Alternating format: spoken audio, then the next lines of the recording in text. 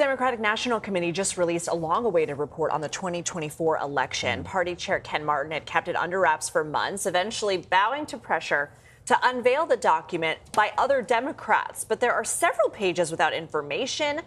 Each of the 192 pages includes this disclaimer that says, quote, "This document reflects the views of the author, not the DNC. The DNC was not provided with the underlying sourcing, interviews, or supporting data for many of the assertions contained herein, and therefore cannot independently verify the claims presented." Let's bring in disclaimer. What's the point? On every page. Let's bring in CBS News political director Fin Gómez, who is in New York, where President Trump will be in later today. So, Fin, I mean, to Errol's point, like, this is supposed to be a postmortem on what the Democratic Party got wrong, what they need to do going forward. The report can't even get it right. How are voters supposed to have confidence in the party moving forward if there are factual errors, if there are misspellings?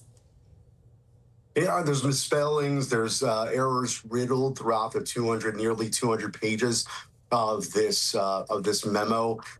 However, there were some interesting takeaways as well. You know, I think the document, which was unexpectedly released just yesterday, lays out at least partial blame of Kamala Harris's 2024 defeat on President Joe Biden and his political operation for not doing enough to elevate her before her matchup versus Donald Trump in 2024. There was no mention of President Joe Biden's age, which, as we know, was a significant factor in that 2024 race and ultimately helped push him out of that race. There was no mention of Israel or Gaza. It was a major issue that has divided the Democratic Party.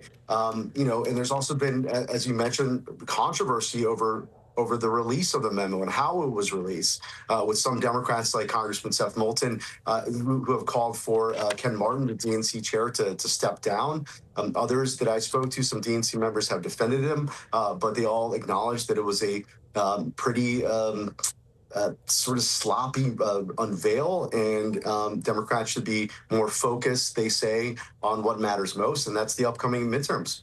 Yeah, and I think affordability was only mentioned once, and former President Biden also barely mentioned. So how can a party fix itself if it can't identify the issues? Let's talk about Republicans, though, Fin, because it's a big campaign weekend in Texas, leading to a runoff for the Senate seat there. President Trump has weighed in. He's endorsing Ken Paxton, but the incumbent is John Cornyn. Awkward. What are you expecting? Yeah, awkward to say the least. But, you know, look, these are the last few days before this highly anticipated matchup in Texas between these two Republicans. Does President Trump's endorsement have significant sway and influence here? Yes, absolutely, especially with that Republican base. We saw that effect just earlier this week in Kentucky in that primary as well. This is already the most expensive Senate primary in history. Upwards of $130 million have been spent here. And so there's just a lot of attention. I did speak to some Republicans who are a little bit nervous about Paxton's political baggage. Remember, he was impeached by the Texas House. He was under federal investigation. But his supporters say, look, he's run statewide before. He's won statewide before. And remember, Errol, there hasn't been no Democrat has won statewide in Texas since 1994. Wow. Interesting. All right, Fin, thanks. Thank you, Fin.